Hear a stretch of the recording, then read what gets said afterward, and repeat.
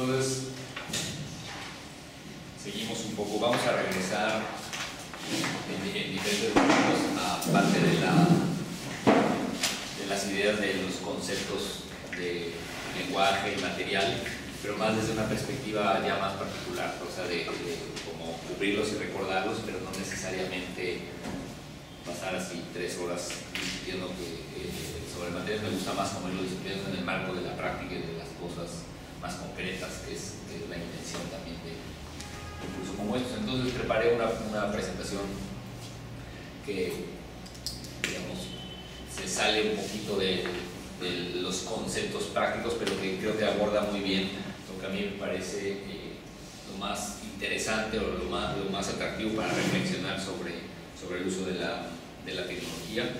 Y entonces, bueno, mi idea de esta segunda sesión de ahora es esto, conversar con ustedes sobre la problemática de la producción de obras con tecnología y cubrir estos ámbitos.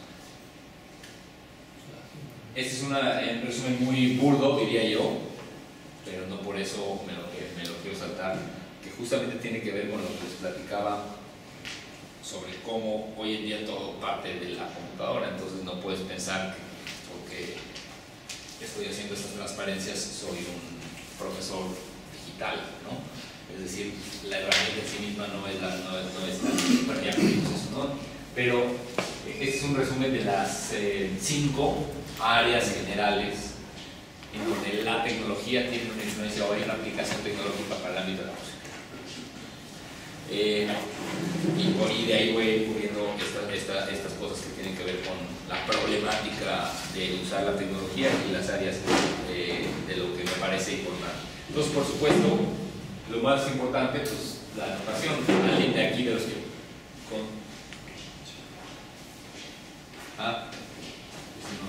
porque lo pagaste para la pila, ¿verdad? Sí, pero ya no se grabó todo lo que dijo.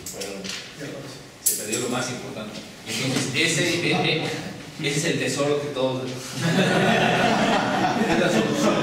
Eso ya terminamos. Todo el mundo tiene que actuar como que dile. Bueno, entonces, la idea de la problemática de la tecnología. Las aplicaciones, sobre todo los que estamos aquí, supongo que todo el mundo utiliza algún programa sobre notación, o algo por ahí que trabaja, pero por lo menos Sibelius, Finale o Nightingale o algo así. ¿Hay alguien que use otro que no sea uno de esos 3? ¿Hay alguien que use Nightingale? Entonces solo Finale o Sibelius. ¿Alguien que use Finale? Finale. Bueno, qué bueno que no somos, que en general es más Sibelius que Finale. Pero veo que esta es la mesa de Sibelius, ¿o qué? No les hablo. Me salieron muy finlandeses de ese lado.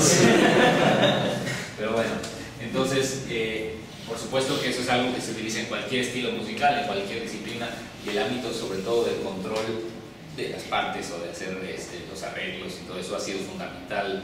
Y una de las razones por las que lo cubro, que generalmente lo digo más adelante, pero no importa tanto, es la idea de que este ámbito de acción de la tecnología en la música, en realidad es lo que ha hecho que en varias áreas haya un desarrollo muy importante del mercado para las aplicaciones, que hace que con el tiempo vaya habiendo pequeñas aristas más específicas con artistas y programadores que empiezan a hacer plugins para Finale, para música contemporánea, hasta gente que empieza a trabajar o el mismo Finale o el Sibelius que empiezan a ser mucho más efectivos con su intercambio con MIDI, o empiezan a utilizar OSC de manera mucho más eficiente, y entonces pueden hacer una serie de cosas mucho más en el ámbito del control y de la música contemporánea. O sea, el mercado los va jalando siempre hacia lo masivo, pero siempre empiezan a tener pequeñas aristas conforme se desarrollan después de muchos años. El Sibelius y el Finale, los dos y la competencia entre ellos ha hecho que se vuelvan realmente fantásticos,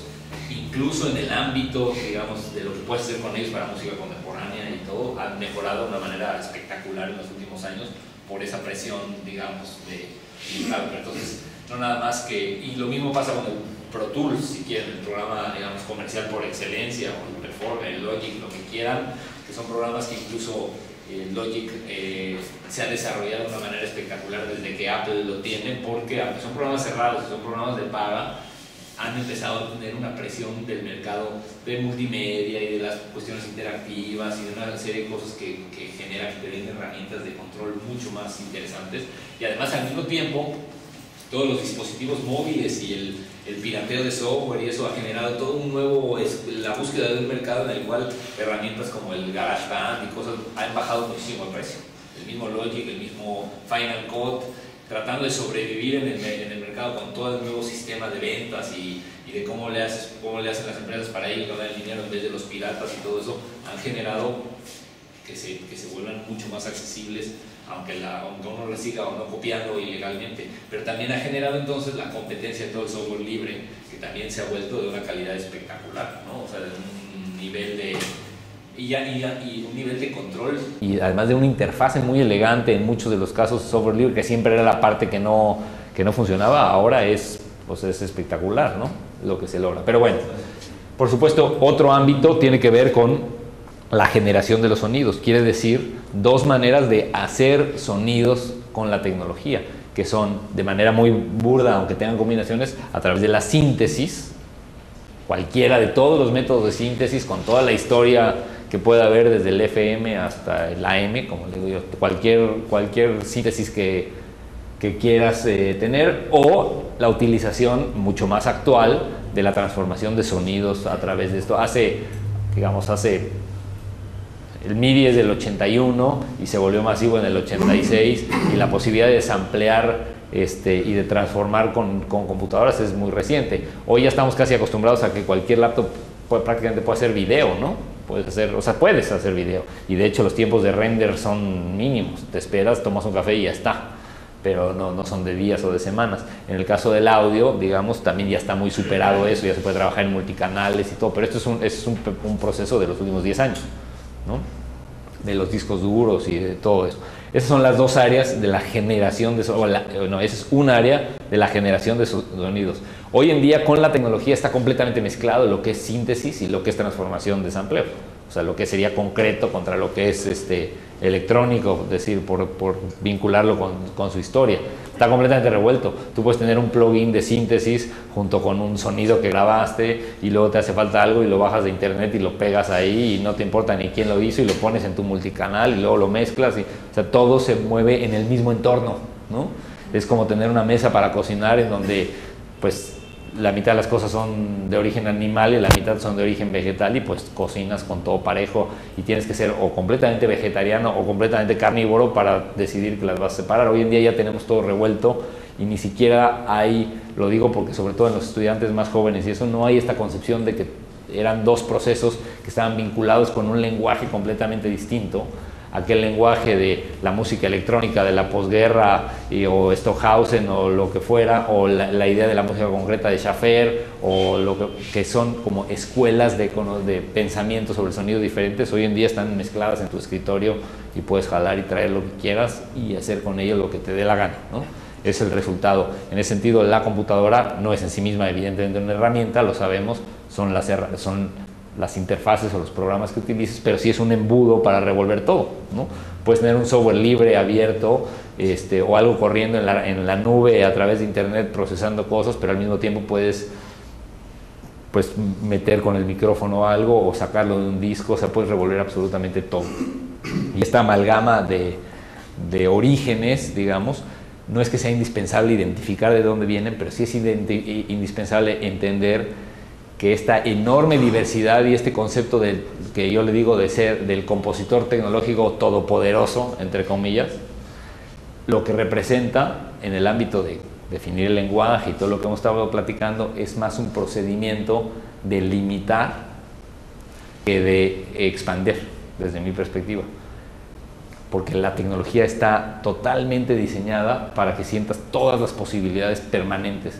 Y lo que es difícil es estructurar un sistema de reglas que te permita encontrar cosas que son interesantes y que sonoramente aisladas son atractivas, pero que no funcionan en tu sistema, y la capacidad de decir, me esperas te guardo aquí para la siguiente obra, porque en esta no funcionas. Es algo que prácticamente no pasa en los procesos creativos hoy en día con tecnología, ¿sí? Entonces, donde está realmente un ámbito de discusión interesante es qué es lo que hace a una mezcla tecnológica compleja relevante o no para un sistema, para un lenguaje o para un discurso musical coherente, ¿sí? Entonces, la tercera, y a eso voy a ir regresando permanentemente porque me parece lo más importante, por supuesto, la composición asistida por computadora tiene que ver con herramientas que generan materiales, pero no estamos hablando propiamente de sonido. Es decir, para los que conozcan Open Music o cualquier programa como esos, que lo que te puede dar son materiales. ¿Alguien conoce Open Music del IRCAM o cualquiera de esos software? ¿Lo vieron? Lo puso y les enseñó sus ejemplos para generar los materiales y todo. Bueno, fantástico. Entonces, esos realmente son aproximaciones al uso de la tecnología, yo diría que mucho más innovadoras incluso que procesar un sampleo o lo que sea, por supuesto, con un potencial extraordinario, pero no necesariamente están trabajando en sonido. Te pueden dar las interpolaciones, te pueden dar tus sistemas, te pueden dar estructuras, o sea, pones una idea y te la desarrolla y entonces no necesitas 3 semanas mecánicas. Lo digo porque, por ejemplo, Donatoni, el compositor italiano que les decía, pues funcionaba, tenía un sistema y entonces pasaba días y días escribiendo el sistema, ¿no? O sea, lo que tenía que pasar, desarrollando la idea, ¿no? Hoy con la tecnología, si te interesa y te parece valioso, tiras cosas y además cosas que sería imposible. O sea, puedes analizar un espectro y entonces lo que digo que es la aproximación más común, te da los armónicos y entonces te estructura cosas que no podrías hacer sin un conocimiento o un tiempo mucho mayor. Bueno, ese es por supuesto el área, digamos, más única, si lo quieres decir así, del trabajo en tecnología. Y después está, por supuesto, hoy en día, sobre todo en los últimos años, ya masivamente el procesamiento en tiempo real. O sea, que el procesador es suficientemente poderoso para que no haya tiempo, pero que no puedas percibir lo que se tarda en transformar un sonido, ¿no? Que, pues por supuesto, PD queda ahí, o cualquier otro de los programas que hay ahora, muchísimos, o incluso cualquier cosa más comercial que tiene que ver con simplemente pasarlo por un efecto que antes eran hardware y ahora pues son software, pero es lo mismo, ¿no? La posibilidad de hacerlo en la computadora. Después, también es parte de la tecnología lo que ha ofrecido terminar tu producto, o sea que terminas en un CD, haces la masterización, lo mezclas, lo ecualizas, todo en el ámbito del software, generalmente, ¿no? Realmente el único elemento que en los últimos 50 años, o en los últimos 35, 40 años del proceso de composición, el que menos ha cambiado, ¿alguien me diría cuál es? Del entorno, digamos, de las herramientas con las que trabaja un compositor. Los parlantes. Son los parlantes, exactamente, ¿no? Que han mejorado muchísimo y hay una inversión y un desarrollo enorme, y de hecho lo que podemos comprar hoy con 3, 4, 5 mil dólares es una cosa que antes valían 50 mil, ¿no? No digo que no, pero siguen siendo 5 mil dólares hoy en día, ¿no? Entonces, y a lo que voy con esto es a decir, pues a lo mejor hay software libre, pero no hay parlantes libres a menos que seas amigo de lo ajeno, quiero decir. No hay manera de tener un sonido de esa calidad sin hacer esa inversión. Además falta la parte acústica, digamos, pero quiero decir, teniendo en el ámbito del trabajo de compositor con monitores de campo cercano, en donde la acústica del espacio es importante, pero no es, digamos, no es lo mismo que si tienes que grabar o algo así. Si estás en un buen espacio, es importantísimo la calidad. Pero ¿qué es lo que ha pasado con todo este proceso? Y eso es a lo que voy, de miniaturización y conjugación en este embudo que se ha vuelto la computadora, que el 80% de la gente están componiendo, digamos, con nuestras computadoras, escuchando el audio con los audífonos o lo de ahí. Pones los mejores audífonos que puedes comprar y estás trabajando con los audífonos o con las pequeñas monitores que puedes, a los que tienes acceso, que pueden ser desde los monitores multimedia con los que vienen las computadoras hasta, bueno, hiciste una inversión y compraste 2 pequeños monitores ahí en audio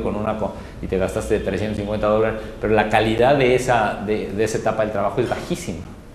Entonces, a lo que voy con esto es 1980 a 90, al año 2000, la digitalización, el disco compacto, sampleos a 44.100 Hz, sampleos a 48.000 Hz, el DAT, sampleos a 96.000 Hz, discos duros, Pro Tools de 96 Hz en todos los canales, todo para comprimirlo a MP3 y que lo oigas en estas pantallas.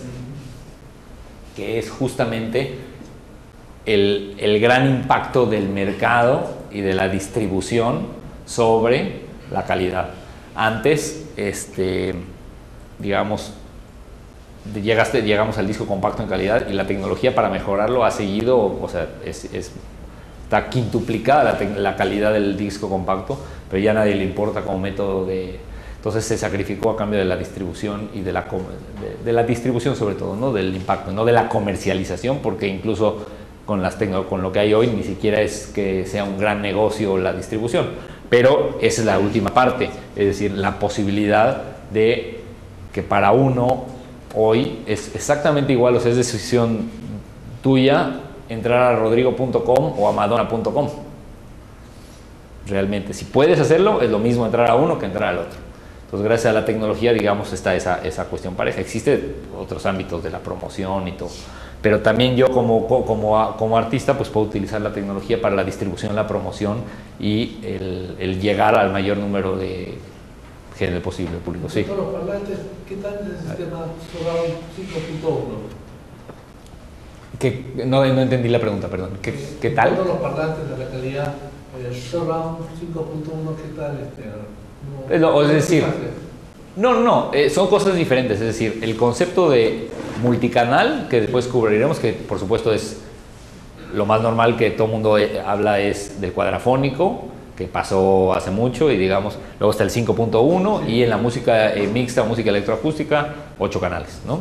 Que ese es como el estándar que se utiliza, pero no tiene directamente que ver con los parlantes. Los parlantes en sí mismos han mejorado mucho, pero el nivel, digamos, de avance no se ha vuelto tan accesible como lo que ha pasado con todas las demás aplicaciones, ¿no?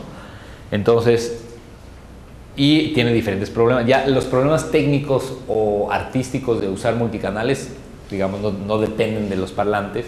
Sí hay una influencia técnica de los parlantes, pero eso lo podemos, de hecho lo tengo pensado ver un poco más adelante.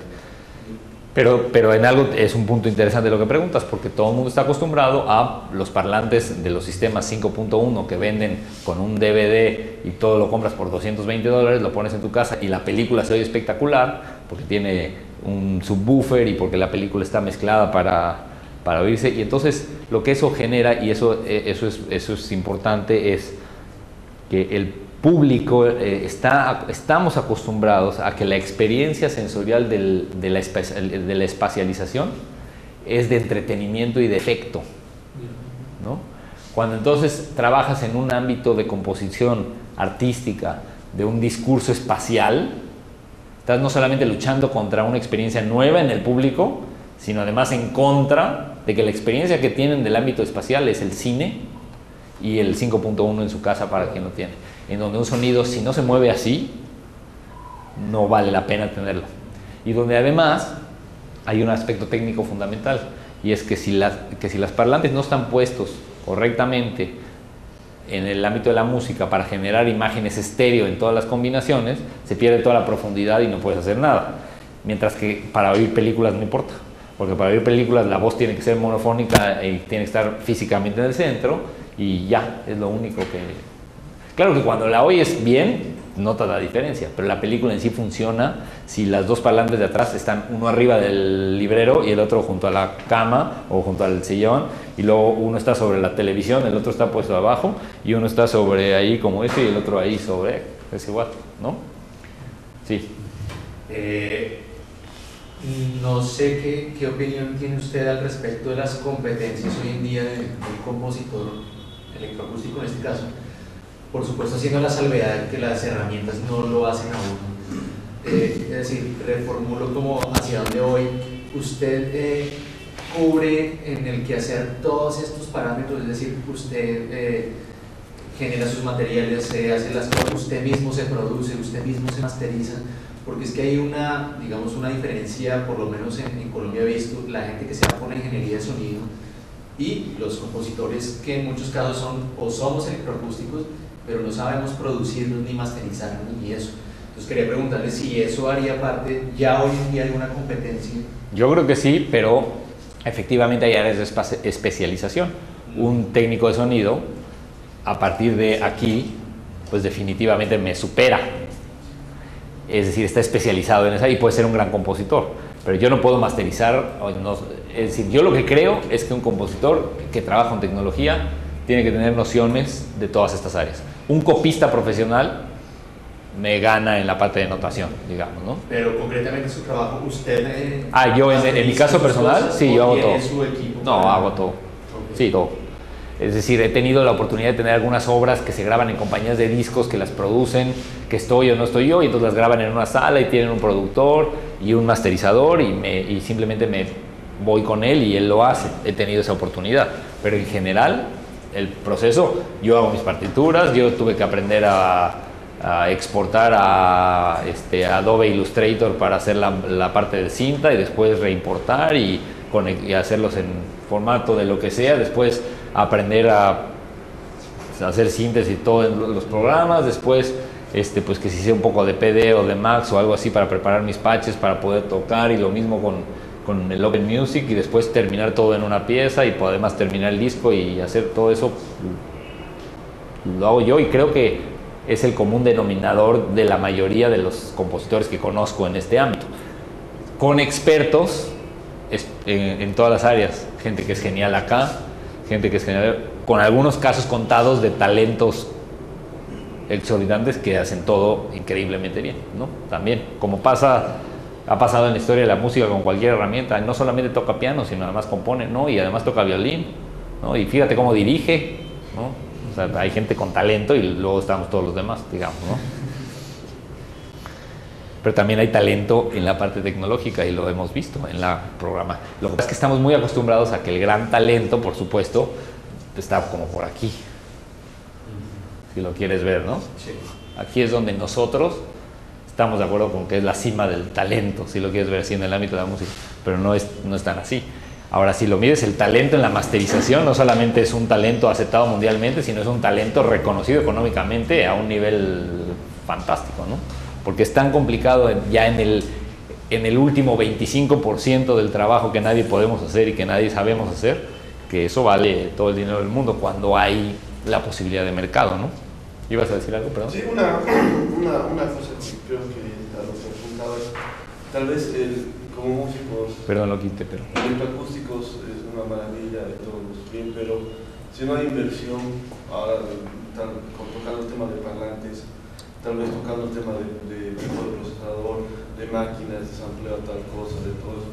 Si no hay inversión tampoco, pues, no sé si no hay una inversión fuerte, seríamos huérfanos en el sistema de cuidar la tecnología, porque una cosa que yo veo, yo soy músico, electroacústico en el compu, listo, pero se necesita un aparataje enorme para trabajar el sonido. Mucho menos que hace 50 años, pero tienes toda la razón. Y la idea, regresando al CEMAS, es justamente un centro que no invertimos prácticamente nada en computadora. Todo el dinero, cuando conseguimos becas o apoyos, la prioridad número uno es parlantes y acústica, porque eso es lo único que le podemos ofrecer a los compositores que no tengan ellos en otro lado. Ya no llega nadie a nuestros estudios que diga yo voy a usar este software y que se siente con nuestra computadora y empiece a trabajar. Tenemos la Mac de quad multiprocesador, nadie la usa. Todo el mundo llega con su laptop, baja el driver de la interfase, la conecta y trabaja como ha venido trabajando en su casa. Entonces, ¿qué es de lo que se puede beneficiar? De dos cosas. Por supuesto, técnicamente es el estudio con acondicionamiento acústico, sistema multicanal y un sistema de parlantes 10.2 Genelec espectacular que no puedes oír en ningún otro lado, ¿no? Todo el dinero de ahí está puesto. La segunda cosa es de que lo dejen en paz, que cierre la puerta y que como no está en su ciudad, no sirve el celular y que puede trabajar 2 semanas en su casa. Son las dos cosas, ¿no?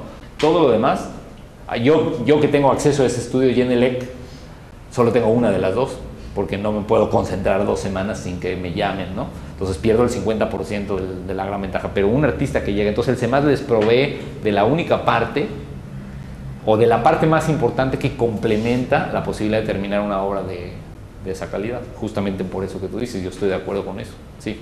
¿Y qué pasa con el problema de que, o sea, uno compone en ese entorno, se supone ideal, ¿no? Y luego sales al mundo. Claro, ¿cómo se lidia con? Porque es como que quizás uno puede terminar componiendo para un entorno en particular, no es para estos parlantes, casi, ¿no? Diciendo como No. esto es para estos parlantes, para esta acústica.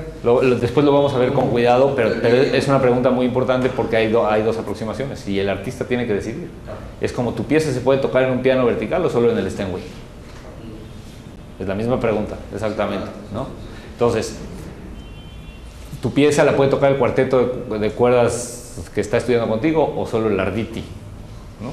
Es exactamente la misma pregunta, pero sí, pero no porque sea la misma no es importante. Lo que quiero decir es que la estoy comparando porque tú tienes que decidir si vas a componer una obra que es transportable, ¿sí?, en el espacio, en el entorno técnico y en el tiempo que perdure, o es una obra que técnicamente está amarrada a una versión, a una aplicación, a un entorno y a un instrumento. Ejemplos muy concretos. Las orquestas de parlantes mundiales, la Cosmonium o el Beast de Birmingham, para quien los conozca, son instrumentos. Es decir, el Beast tiene un sistema específico que no se puede, que ya está diseñado y que si compones para esas 72 bocinas. Y hay casi todas Genelec, ¿no? Y tienen su software y tú compones y está hecho para tocarse ahí. O llegas como yo, con tu pieza y la adaptas en los ensayos a ese instrumento. O compones para el ZKM en Alemania y después ellos mismos tienen un software que se llama Zirconium, que es un software que reorganiza tus sistemas multicanales a nuevos espacios, ¿no? Hay mucho desarrollo, bueno, no mucho, pero algunos desarrollos de software específico para justamente poder ir de instrumento en instrumento, ¿no? O sea, igualmente pienso, ¿no? Pero me pregunto, también es algo como vos decías con el piano, ¿no? Compongo para un Steinway ¿Es eso? o para un piano vertical cualquiera. Ahora, Es una decisión estética, digamos. ahora lo que Perdón, no, termina. hasta que haya un punto también que tampoco lo podemos controlar eso, ¿no? Porque yo capaz que digo, bueno, quiero componer algo y no lo pienso para un sistema en particular, pero siempre, o por lo menos hoy en día, eso va a pasar querramos o no querramos. O sea, Claro, pero tecnológicamente, si yo pienso, mi pieza está hecha para 5.1 Genelec, claro. y entonces vienen aquí y yo la toco acá, no es que no vaya a sonar, ¿sí? Pero yo como autor, Claro. es muy clara mi posición, lo que están oyendo no es mi obra. Claro, Ok, digo, eso es porque todo. No es lo mismo tocar una sonata de Beethoven en un Steinway no sé qué, o tocarlo en un piano vertical que también va a sonar bueno, seguro. La pieza, el sistema y el lenguaje funciona más allá de la herramienta. Y en el uso de la tecnología, tú puedes decidir si funciona o no más allá de la herramienta.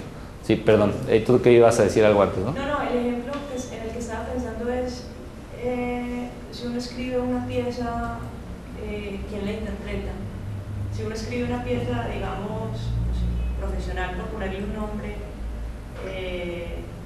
para cuarteto de cuerdas y lo toca, ¿cuál es la diferencia entre que lo toque un cuarteto de estudiantes y que lo toque un cuarteto profesional? Pues me parece más me parece más acercado por el ejemplo del piano vertical o del piano de cola. Pues, Sí, bueno, sí, depende. O sea, yo di los dos ejemplos justamente porque en uno son las personas y en el otro es la máquina. Pero tú, si es el estudiante en el Steinway, es peor que Ashkenazi o que un profesional o que Glenn Gould en uno vertical, ¿no? La herramienta en sí va a ser secundaria en todos los casos. O sea, el elemento que vibra en el aire es secundario. Ahí yo tengo un problema porque yo tengo un disco de piezas electroacústicas que las resumimos, es como sobre Villalpando, que las resumimos en 5.1 por un criterio comercial más que todo, por un criterio de que uno pueda poner en su sala y escuche eso y las otras piezas están especializadas y solo tiene un bajo y unas cosas. Realmente piezas sí pensadas con 4 bajos, con todos los parlantes y todo eso, pero la necesidad de difundirlas las ha bajado al 5.1. Sí. Ahora, Y ni siquiera está muy distribuido, ¿eh?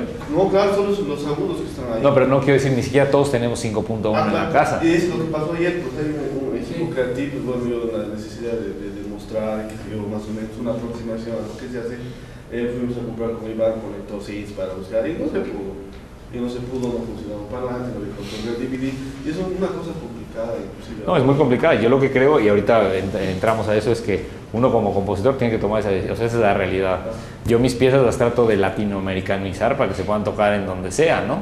Pero se sacrifican muchísimas otras cosas que otros compositores no están dispuestos a sacrificar. Ahora yo dos cositas que hacer. Uno, cuando empecé obras de orquesta y no para tocar a los chicos, porque no sé qué, pero entonces, ¿qué tengo que componer? Así, y un director me dijo, no, tienes que componer para la realidad nacional. Pero esa decisión, ¿estás de acuerdo que es tuya?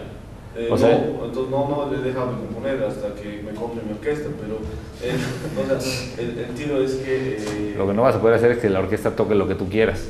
Claro, no sé, toca lo que puede tocar la orquesta. Claro, pero a lo que me voy es los niveles de exigencia, por ejemplo, de un compositor que se da es en base a los recursos que tiene. Es inclusive, qué sé yo, lo que decían de un músico pianista toca una hora perfecta y como alumno. Entonces lo mismo es el sonido, por ejemplo, con mi Albano hemos personalizado en 16 voces y los 16 parlantes voces y se escuchan perfectos, o sea, muy lindo, pero no es lo mismo que escuchar los 5.1 con un estéreo que no es la sensación de creación. Entonces hasta uno tiene que exigir hasta donde pueda también, pero totalmente medio, digamos. Exacto, y decidir, y no es lo mismo el contexto de trabajar en América Latina o en Bolivia o algo así que trabajar en Europa o en Japón o en Estados Unidos o en cualquier otro lado. El asunto está en que lo que es importante es que son partes separadas, es decir, y eso es lo que quiero, no es lo mismo. Digo, aproveché esa pregunta para avanzar. En el proceso de creación está dividido en estas dos partes necesariamente, conceptual y práctico, es decir, las ideas, los materiales y las estructuras abstractas con las que quieres trabajar, la organización de todos los materiales para crear las intenciones y la direccionalidad que estábamos hablando, que es lo del lenguaje, cómo vas a resolver los problemas de una manera más general y cómo calificas los materiales que tienes, es totalmente práctico y se hace no necesariamente en la computadora, o lo puedes hacer en papel o lo haces en la computadora, pero lo que te quiero decir es que es un proceso conceptual que no es necesariamente ni lineal, ni cronológico, ni nada por el estilo. Es un problema, es un ámbito conceptual de la creación. Y después en las piezas con tecnología está la parte práctica, es decir, tienes que escoger si va a ser para fagot o para piano.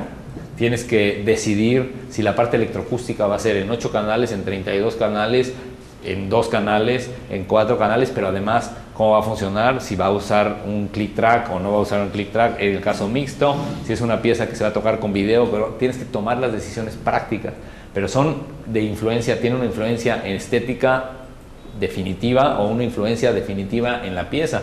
Tienes que decidir la implementación práctica de que se necesitan o no esos conectores que no conseguiste, aquí lo tienes que decidir, es parte de la composición, es como si fueras tienes tu score de orquesta y estás tomando las decisiones de qué instrumentos van y en qué tiempo va. Bueno, pues aquí tienes que tomar la decisión de si vas a necesitar micrófono que regrese a la computadora o no para poder hacer la pieza, ¿sí? Y por supuesto las soluciones aquí. Las soluciones a los problemas son de manera conceptual, calificas, organizas y jerarquizas. Y las soluciones aquí, que son prácticas, son técnicas, es donde tienes que decidir cuáles son las limitantes. Y las limitantes se miden en dos, o sea, desde mi perspectiva, en dos niveles. Por supuesto, los recursos que tengas, el acceso a los equipos que tengas, eso es muy importante. Y ese te enfrentas tú igual que un alemán. La diferencia es que los recursos que él tiene son mucho más amplios que los que tú tienes. Pero las limitan, pero es decir, te enfrentas al mismo problema, a la misma decisión, ¿sí? Y al segundo problema que nos enfrentamos tiene que ver con esto. ¿Cuál de estas áreas es la más débil para ti, desde el punto de vista de tus capacidades, de tus conocimientos? Es decir, vas a ser siempre el eslabón más débil de tu cadena, es lo más lejos que puedes llegar. Eso es, no importa, digamos, si eres un compositor electroacústico y tienes el talento equivalente de Bach, pero no sabes prender la computadora, como compositor electroacústico no vas a pasar de ahí, ¿no? Entonces, tu eslabón más débil es lo más lejos que puedes llegar. Y en el ámbito técnico, de la calidad de sonido, de la programación, de la calidad de tus parlantes, de la capacidad de cómputo, en el ámbito específicamente de tus herramientas tecnológicas, lo más lejos que puedes llegar es tu eslabón más débil también. Entonces, en la cadena digital, para hacer una analogía, nunca puedes mejorar la calidad del sonido. O sea, si grabaste mal, no hay manera de que suene bien. Si grabaste bien, es muy fácil que suene mal, eso sí. Pero si grabaste mal, no puede sonar bien. Si está mal la calidad, digamos, el sampleo, no lo puedes. Si grabaste y te lo mandaste por mail en MP3 para poderlo tener en otra computadora, para poderlo usar, adiós, no hay manera de arreglarlo. Hay una cosa que cuidamos aquí con el trabajo de estudio comercial que tenemos muy bien con el trabajo. Es que si yo, el U87 es nuestra... ¿Estarías de acuerdo que conviene más un Neumann de esa calidad que una computadora nueva, no? Claro, entonces va del Neumann al tele, a un amplificador tele, de ahí va una Tascam que convierte a digital, de ahí va a una moto, o a Pro Tools que también tenemos. Pero eso es nuestra arma secreta, nuestra diferencia. El micrófono. O sea, toda la cadena, dices, que pase por el preamplificador. Claro, entonces nuestra cadena para poder captar el sonido. Entonces ahí está nuestra bueno, ese mismo micrófono, que es muy bueno, tú le puedes poner un convertidor y entra el mini plug de acá y graba igual. Y es un desastre de sonido. Claro, sí. ¿Okay? Entonces no podrías grabar mejor que tu eslabón más débil. Si tú cambias ¿qué dijiste? El preamp es un TLA, sí. Okay, lo cambias por un Manley o por un Focusrite de los grandes o lo que sea, todavía podrías mejorar tu cadena, ¿me explico? Evidentemente. Pero eso se puso y si a los recursos que se tengan. Claro, por supuesto.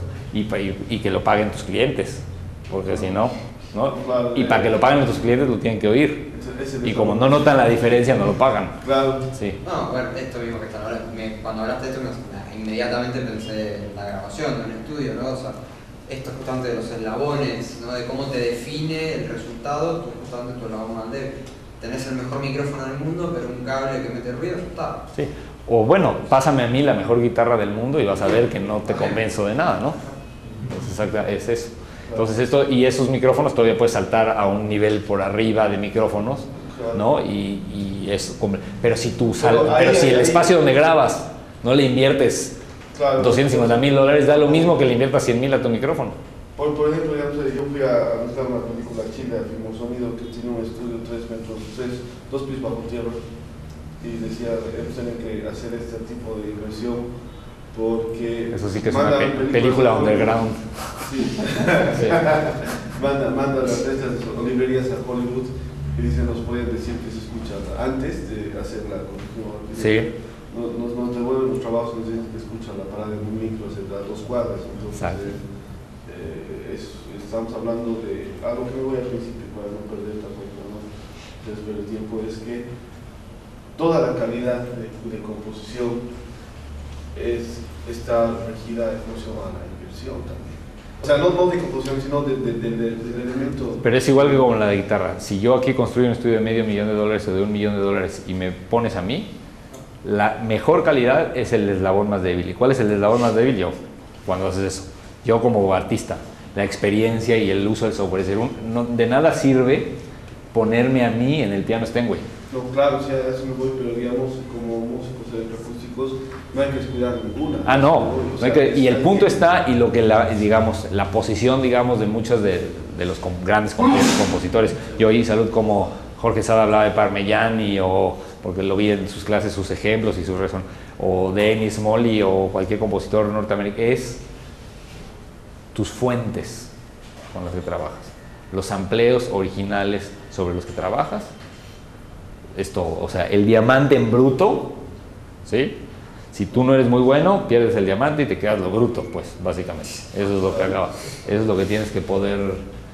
Y creo que esta división es interesante porque son dos ámbitos de decisión con impacto estético y impacto de influencia en el resultado musical que son distintos, que son de decisiones independientes, que pueden suceder cronológicamente simultáneas. No digo que no estés pensando en el instrumento al mismo tiempo que estás decidiendo las ideas y los materiales, pues estás pensando los materiales en función del instrumento que vas a utilizar, están conectados, pero lo práctico es la manera de implementarlo. Entonces, bueno. Perdón, una preguntita así sencilla. Todo esto que acá estás postulando, también tranquilamente lo puedes llevar a otros ámbitos que no sea lo sonoro, ¿no? A la medicina, por ejemplo, no. O sea, lo que sea. Porque en el proceso creativo de cualquier cosa, y en general todos mis ejemplos y eso, en muy pocos casos van a ser específicos del lenguaje de la música electroacústica, porque yo creo que son los mismos problemas. Y tú escoges las herramientas, la metodología y el ámbito de trabajo.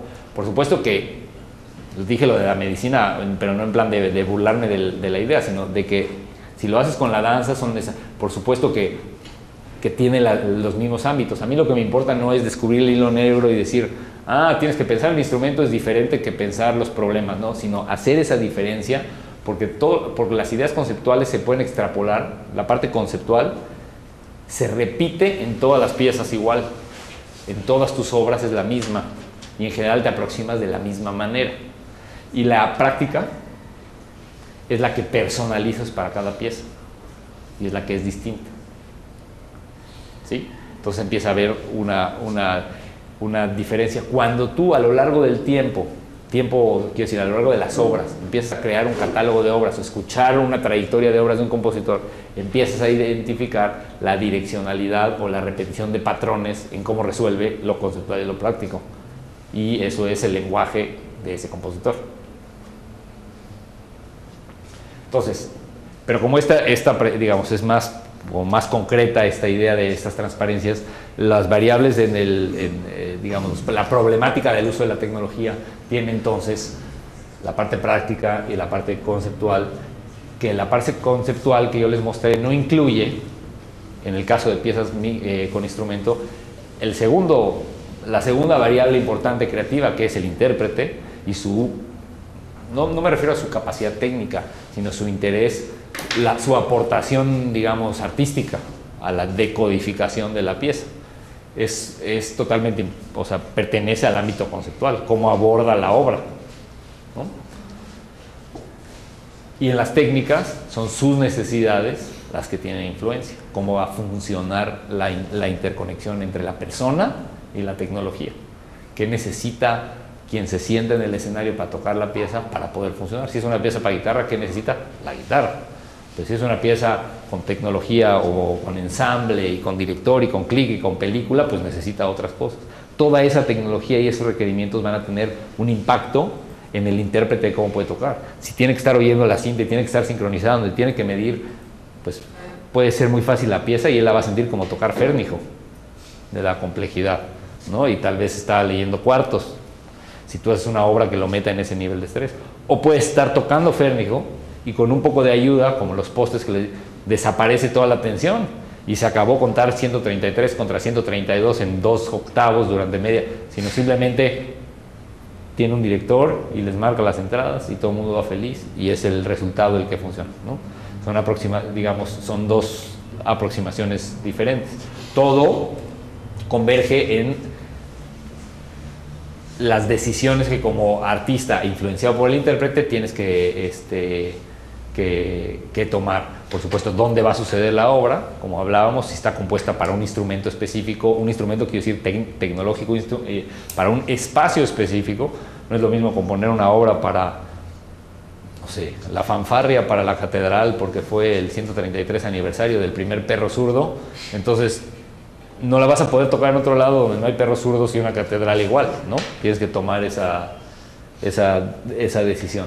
Entonces, que es el espacio acústico. Y la problemática específica que tiene que ver con decidir tus prioridades o cómo vas a resolver los 3 ámbitos finales, que son cómo se va a trabajar la obra, cuáles son las condiciones de trabajo de la obra para que funcione, o sea, el ensayo, que siempre es la última. No, pues ensayamos aquí, pero ya el mero día va a haber proyección, va a haber un buque que cruza, 3 bailarinas y tú vas a estar colgado en un paracaídas, pero mientras ensayamos aquí con lo que tengo en mi casa, ¿no? Y por supuesto las condiciones del concierto y las condiciones de distribución o final en un soporte fijo, que tú ya tocaste ese punto que es muy importante, que es decir, bueno, Ah, estoy haciendo obras para 32 canales, pero no, sí, y si las quieren, aquí están en CD, pues no puede ser. No hay esa posibilidad. Entonces son estéreo, o ¿qué haces? Es decir, la música espacial, la música acusmática, la música mixta, electroacústica, tiene la gran virtud de que es una música que realmente tienes una experiencia adicional cuando la vives en concierto, que es el espacio, porque prácticamente no hay tecnología para distribución de información espacial eficiente. Ese 5.1 están comercializadas, no digo que no, pero no son ni mundiales, ni funcionan bien, ni controladas, ni equivalentes, nada por el estilo, ¿no? Todo el mundo sabe, o sea, es muy difícil llegar a una casa y que el equipo que tengan no sea estéreo. O sea, ya el 100% de la gente que tiene un reproductor pueden estar mal conectadas, pero digamos, el equipo tiene posibilidad de ser estéreo todos, ¿no? Pero no 5.1, mucho menos 8.0, mucho menos 10.2, mucho menos 32 o lo que sea, ¿no?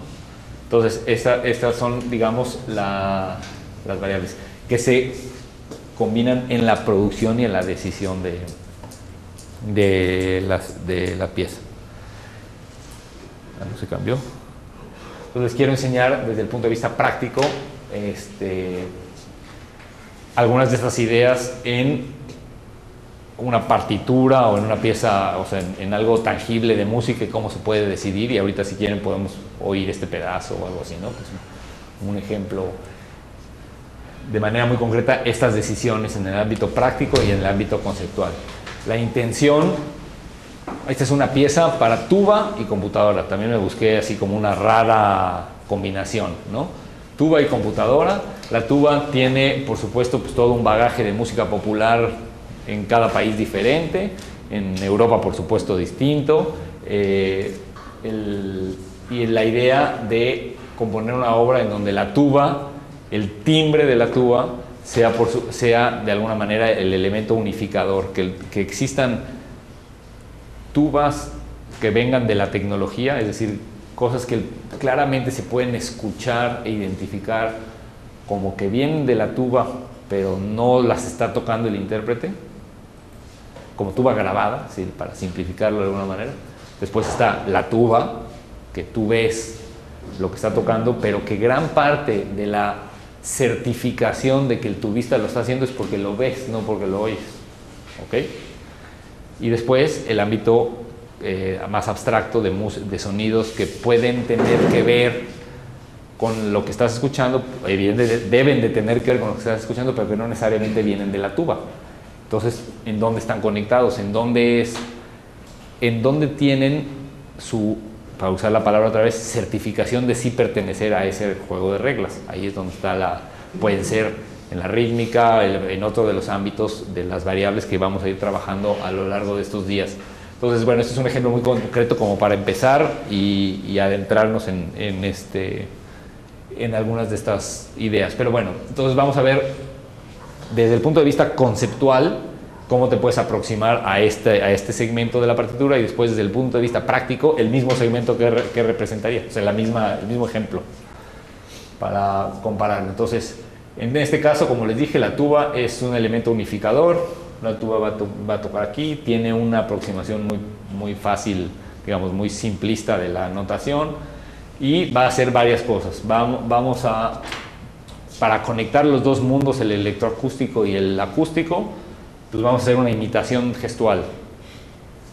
Nada más fácil que una imitación gestual. La tuba hace algo y se va a oír algo que lo imita en la computadora. No importa cómo, no importa si es Max o si es Fritz o si es cualquier nombre que quieras meter a tu pieza. Después, la equivalencia de duración. Una nota dobla lo mismo en la tuba y después la computadora hace algo. Entonces, en el ámbito de la duración y en el ámbito gestual, cosas iguales, imitaciones. Un timbre igual, como les decía, la tuba que no la toca la tuba, pero que suena a tuba, pero que viene de la computadora. Esos son 3 ejemplos, ¿no? Entonces voy a poner nada más este pedacito del audio y después lo vamos a oír 2 veces. Nada más que Es hasta el 18, sí, hasta el 30 segundos, ¿no? Nada más el principio de... Acá está. Entonces,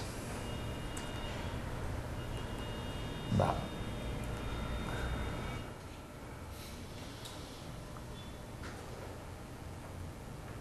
Lo voy a regresar mejor para que puedan seguir la partitura, aunque sea de ese lugar.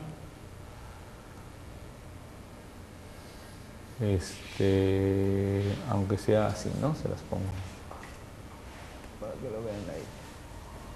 Ahí, perdón. Ahí está. Si es que eso se cambia, ahí está. Bueno, va el audio que debe estar.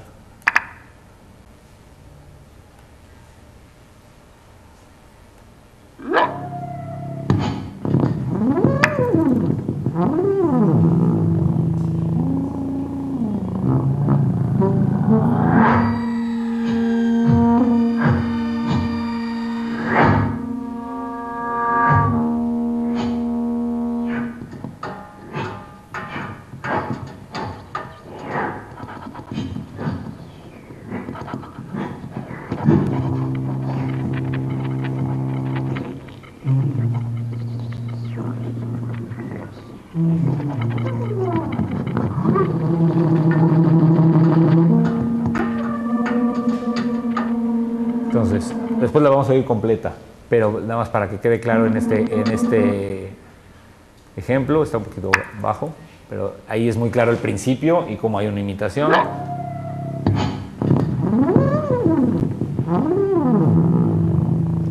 Ahora, aquí está el problema de que como no estamos viendo al tubista, pero si ustedes lo vieran, lo verían haciendo, gritando y haciendo, y después no moviendo los dedos y terminando el gesto en la computadora, ¿no?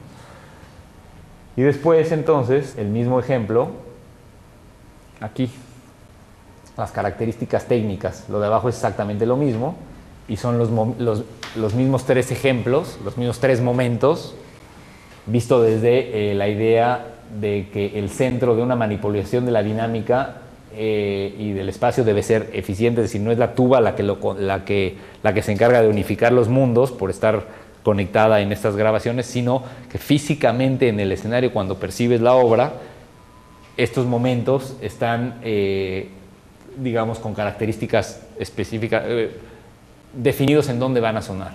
Entonces, por ejemplo, este momento que nosotros acabamos de escuchar, hay una trayectoria del sonido de la computadora que se va del escenario hacia la parte de atrás del público, muy rápido, casi como el efecto que decía del sonido, que hace que automáticamente en el principio de la pieza entiendas que hay no que la pieza sucede ahí encima, sino que la pieza sucede a tu alrededor, lo puedes decir así.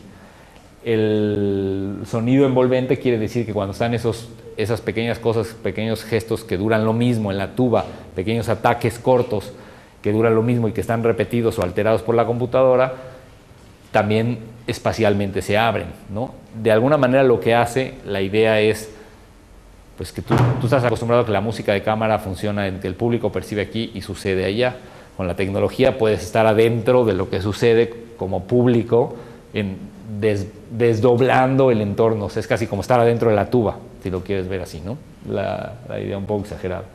Y en el caso 3, que yo había dicho que es un timbre similar, en realidad técnicamente es la unidad de la fuente, es decir, tú tienes que lograr que técnicamente no se note la diferencia entre esa nota en la grabación y en la tuba. Para eso, ¿qué se necesita? No solamente que esté grabada igual, sino que entre exactamente el mismo momento, que él sepa cuándo va a entrar, que esté perfectamente la mezcla para que no notes qué está haciendo qué, porque la tuba está amplificada. En la grabación que están escuchando ya funciona, pero no en vivo no sale eso tan fácil, ¿no? Ya lo que pasa es que aquí ya es una masterización, ya está editada, ya funciona. Entonces prácticamente hoy es lo mismo. Entonces, lo voy a volver a poner, nada más que un poquito más fuerte para que escuchen, pero les voy a enseñar, perdón, denme un segundito para que vean esto. Creo que va a ser más atractivo así. Para que es que se va a oír mejor.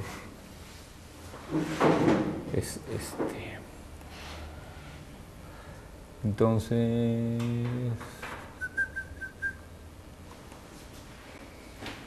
Acá está. Les voy a enseñar aquí. Está cargando.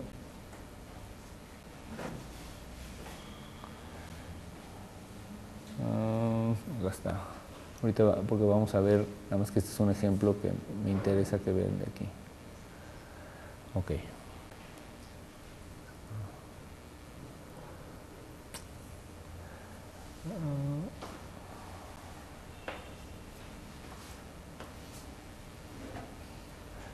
Como es muy pesado, ahí está. Ahí está. Ahí.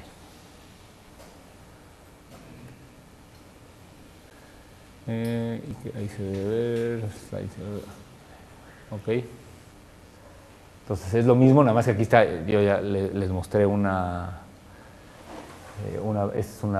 en inglés, en donde ya les dije de la imitación y todo, del mismo ejemplo. Perdón, y ahí va. Pero aquí sí tengo que... No cabe en la pantalla eso.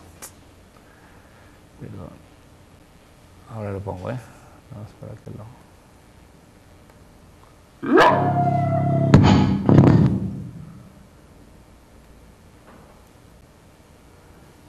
Va.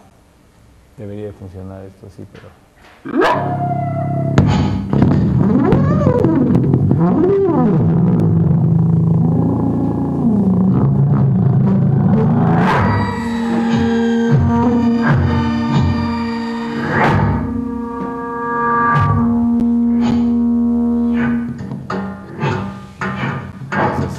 Entonces ahí...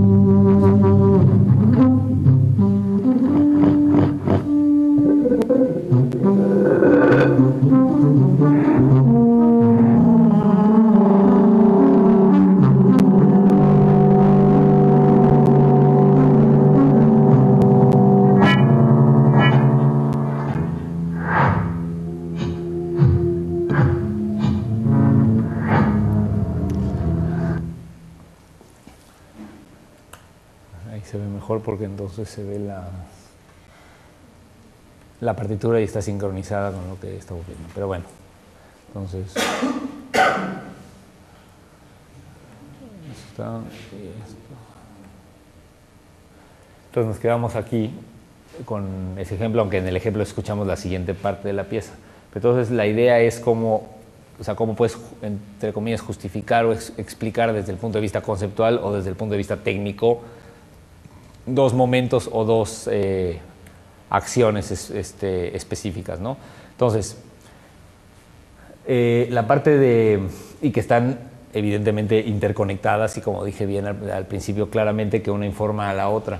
Entonces, en un ejemplo como este, la intención de lograr contrastes para estructurar la obra en donde el papel del músico en vivo, sus acciones, son determinantes para las secciones, es decir, momentos en donde físicamente tú puedes identificar visualmente que está generando los sonidos, algo muy de expectativas que pasa en la música electroacústica, que tienes en la música mixta, aunque vamos a cubrir también la parte nada más acusmática, pero en donde las acciones físicas pues, claramente tiene una expectativa de reacción de sonido que se cumple o no se cumple, ¿no?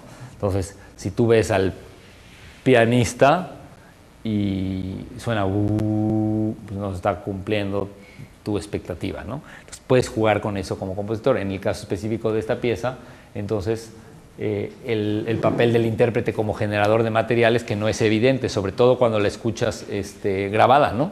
Evidentemente que se rompe con esa parte. Y bueno, como comparando las dos partes, la tuba es el elemento unificador del mundo sonoro, pero la manipulación dinámica y drástica del espacio tiene que ser drástica, dinámica drástica del espacio debe ser eficiente, ¿no? Está mal. El sonido envolvente con la tuba siempre está de alguna manera mezclada con el espectro, es decir, se utilizan frecuencias. Ustedes no sé si vieron con Jorge y esto el uso del SPIR y los análisis espectrales, sí lo mencionó porque eso estaba en su programa. Entonces, digamos, a través del mismo software, yo lo que hago son análisis, quito de las mismas grabaciones, altero y quito algunas áreas de la tuba para solamente dejar los extremos, y entonces la tuba cuando toca, como no puedo hacer una filtración espectral de la tuba en vivo, a menos que hagas tiempo real, pero de todas maneras va a sonar la tuba completa en el escenario, ¿no? Entonces yo lo que hago es filtro la parte, digamos, de la parte de cinta. Esta es una pieza de tuba y cinta, se toca con un CD que se le pone play y ya. Entonces, de esa manera puedes enfatizar o no metiendo más armónicos en ciertas áreas, pero evidentemente conforme cambie el espacio, cuánto público haya por la reverberación y todo eso, bueno, varía y en el ensayo tienes que acomodar, ¿no? Pero esa es un poco la idea. Entonces, nada más para concluir con esto, creo que en el C+, específicamente, y yo como, no nada más como creador, sino también como la parte de institución, es importante que entonces los artistas llegan con estas ideas y como compositor toma estas decisiones como digamos arbitrarias entre comillas que uno decide para su pieza, pero también a veces desde el otro punto de vista uno como productor, como técnico del ámbito del sonido, entonces llega alguien y tiene sus ideas y hasta dónde tú como implementador de esas ideas participas o influyes en la pieza. Porque siempre llega, todo el mundo quiere lo que dije al principio, que con la tuba se controle el destino de un continente, ¿no? Y que por favor les hagas el patch y que ojalá y pueda estar para mañana, ¿no? Siempre. Entonces, entre menos conocimiento o menos experiencia en la parte tecnológica tiene el compositor, evidentemente menos es su comprensión de hasta dónde lo influye o no lo influye, porque a veces le dices, oye, pero eso no se puede porque el continente que pides pues no es el mismo protocolo. Ah, bueno, entonces eso no importa, eso no lo hagamos otra, y así cambia de idea, ¿no? O sea, así como antes venía para ensamble con todo controlado y que las luces y las bailarinas, cuando le dices que eso no se puede porque necesita tener a la bailarina para ensayar, dice, ah, bueno, entonces hagámosla para guitarra sola, porque mi idea es la misma y funciona igual. Y hay otros que vienen con guitarra sola y si no tiene una luz cenital de tal intensidad, no, pues no, entonces regreso cuando resuelvas mi problema porque si no la pieza no funciona, ¿no? Entonces, realmente desde el punto de vista de la función del técnico de sonido, pero no el técnico me refiero al ingeniero, sino el implementador, el técnico musical, como se llama, que es muy diferente de la figura del técnico en grabación, que existe también en otros ámbitos. El técnico musical tiene que poder encontrar hasta dónde le puede servir a la idea del compositor, a la idea del artista, para resolver los problemas, sin que simplemente se vuelva como una lista para Santa Claus, ¿no? En donde el artista quiere, pues que si no, pues tengamos 3 computadoras, eso pasa siempre, no es que eso no se puede porque 3 cámaras no pueden seguir, bueno, pues pon 3 computadoras y ya lo hacemos, pero entonces después cuando vayamos a otro lado, ¿cómo vas a llevar las 3 computadoras? Ah, ves que no lo pueden poner allá, no, pues no lo pueden poner allá, ¿no? Pues nadie va a comprar 3 computadoras para hacer 3 minutos de pieza. Esas decisiones que las tiene que tomar, es importante que desde el punto de vista institucional se las puedas hacer ver al artista para que decida lo que quiera. Que decida lo que quiera, nada más que la pieza no se va a poder hacer. La gran mayoría diría, bueno, pues que la haga accesible a moverse, pero hay artistas que dicen, no, mi pieza es así y solamente se va a montar cuando se pueda montar. Y si voy a hacer mi cuarteto para helicópteros, o lo haces con helicópteros o no la toques, ¿no? Ah, bueno, sí, entonces lo hacemos con helicópteros. Entonces pone los helicópteros y al cuarto. Sí, como el extremo así de lo que se puede hacer. Evidentemente no todo el mundo tenemos acceso a eso, ni lo tuvo él siempre, ¿no? Hablando específicamente de Stockhausen, pero lo que quiero decir es que es parte importante institucional y de quien participa del proceso en la implementación técnica, tener estos conocimientos para poder claramente decidir. Entonces, hay compositores que se sientan en la computadora y que empiezan a procesar y a combinar los sonidos, y hay compositores que se sientan en el sillón de atrás con un técnico adelante y le dan las instrucciones de lo que quieren mover. Entonces, son dos procesos diferentes, no son excluyentes, porque compositores, digamos, en mi caso, que puedo manejar la computadora, hay momentos en donde la complejidad es tal que me tengo que pasar al sillón y pedirle a alguien que sí sabe hacer lo que necesito que me ayude. Me pasa todo el tiempo. O sea, te mueves entre la silla de la computadora y el sillón de la generación anterior, si lo quieres decir así. Y yo creo que eso no va a cambiar, porque las generaciones actuales, la gran mayoría se pueden quedar en la silla de control casi todo el tiempo, pero no tienen ese mismo control sobre la concepción de la obra en el ámbito conceptual, solamente en el práctico. Entonces no juegan a este movimiento de las dos posiciones porque no conocemos que hay que jugar desde los dos lugares. Se cree que todo se puede hacer en la silla de control, ¿sí? ¿Cómo ha sido en México el proceso de los primeros compositores electrónicos justamente con el centro? En cuanto bueno, a eso los compositores electrónicos, justo me preguntaban por Rusek, que digamos es el ejemplo, o el mismo Vicente, pero digamos Rusek es el nombre o uno de los nombres más importantes. No tiene mayor problema porque son compositores que siempre han estado en el ajo, como decimos en México, de la tecnología, tienen su estudio, llegan. Nosotros hemos tenido una pieza, un encargo a Antonio Rusek, que lo que vino es a tener los Genelecs, con la pieza terminada, extraordinaria y lista para mezclarse en 8, en 16 canales y para tocarse en vivo, pero llega de su estudio con todo hecho. Pero nosotros tenemos un programa específico de encargos anuales a compositores de trayectoria que no trabajan con tecnología, en donde se les pone un técnico, en donde Mario Lavista, que tenía una obra con tecnología hace 50 años, le encargamos una obra para fagot y computadora.